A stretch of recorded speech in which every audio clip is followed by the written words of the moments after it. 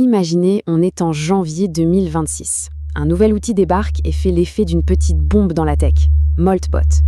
Attention, ce n'est pas juste un énième chatbot, non, c'est un agent d'intelligence artificielle qui nous promet de devenir un véritable majordome numérique personnel. Mais derrière cette belle promesse, ce majordome cache une réalité beaucoup plus inquiétante. Et c'est justement ce qu'on va décortiquer ensemble.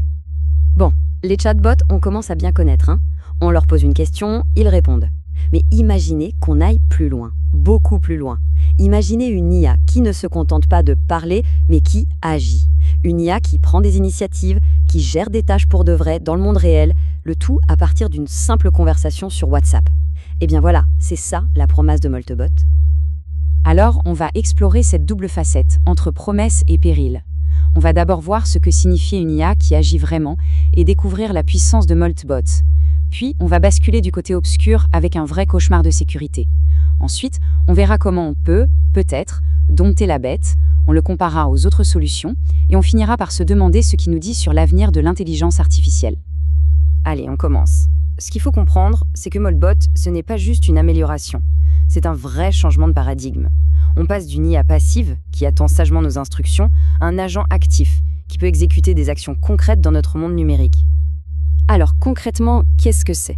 C'est un logiciel open source que l'on installe soi-même sur sa propre machine. Et ça change tout, parce que ça veut dire qu'on a le contrôle total, pour le meilleur, et comme on va le voir, surtout pour le pire. Il ne fait pas que papoter, il pilote un ordinateur, lance des commandes, le tout depuis une simple discussion. Et c'est là que ça devient vraiment intéressant. La véritable puissance de Moltbot, ce n'est pas juste la liste des tâches qu'il peut faire. Non, c'est la manière dont il les fait. C'est la promesse d'avoir un assistant personnel qui pense un peu par lui-même. Voilà le mot-clé, le vrai game changer, la proactivité. Un chatbot classique, il attend, il est réactif. Moltbot, lui, il n'attend pas forcément. Il peut prendre les devants. Il peut vous envoyer des messages, des alertes, des synthèses, sans que vous ayez rien demandé. Regardez cet exemple, c'est assez bluffant. Vous vous levez le matin et paf, vous recevez ça sur votre téléphone. De lui-même, il a scanné votre agenda, vos projets, vos mails de réservation et il vous a préparé un brief pour la journée. Là, on dépasse le simple outil. On est carrément dans le copilote de vie qui anticipe vos besoins. Si on résume ces super pouvoirs, ça donne quoi ? L'autonomie et la proactivité, on vient d'en parler. L'exécution réelle, il ne fait pas que parler, il fait. Il s'intègre à vos messageries préférées. On peut lui ajouter des compétences, comme des applications. Il est hébergé chez vous pour un contrôle total. Et enfin, il a une mémoire à long terme. Franchement, sur le papier, c'est énorme. Et comment ça marche sous le capot ? L'analogie du cerveau avec des mains est parfaite. Vous envoyez un message. Le cerveau, qui est un grand modèle d'IA comme GPT-4, analyse votre demande et comprend ce que vous voulez. Ensuite, il active les bonnes mains, qu'on appelle des compétences pour faire le travail. Une main pour aller sur le web, une autre pour lancer une commande. C'est ce duo qui lui donne sa puissance d'action. Bon, on a vu le côté fascinant de la promesse. Maintenant, il est temps de passer du côté obscur de la force. Parce que toute cette puissance s'accompagne de risques absolument immenses. Ce majordome si doué est en fait dangereusement négligent.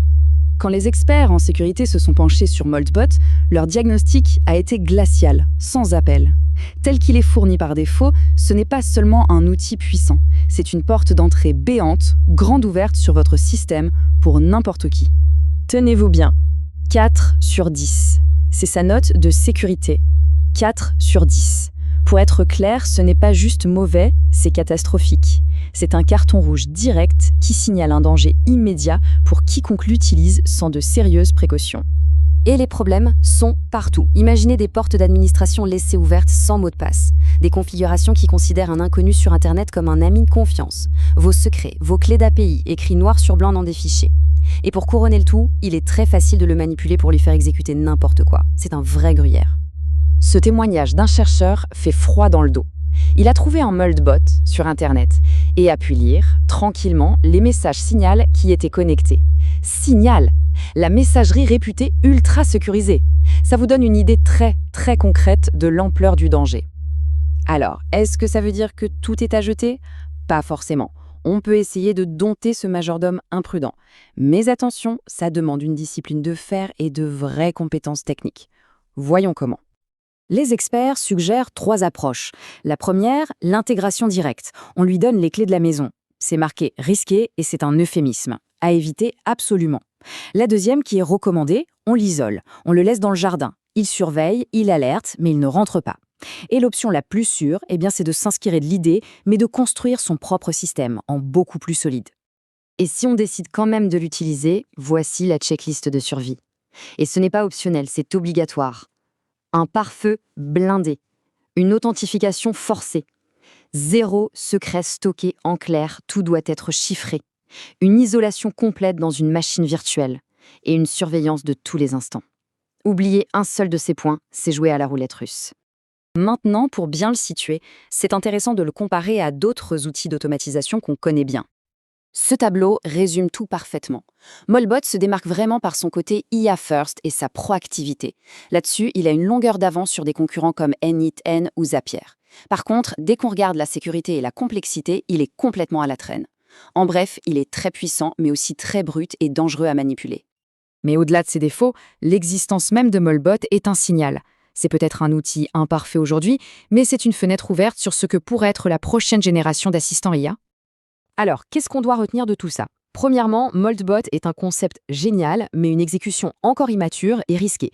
Deuxièmement, il nous donne un avant-goût très concret du futur des IA proactives. Troisièmement, et c'est le plus important, avec un tel pouvoir, la sécurité n'est plus une option, c'est la priorité numéro 1. Et donc pour l'instant, son usage doit rester limité à des tâches de surveillance, bien à l'écart des données critiques.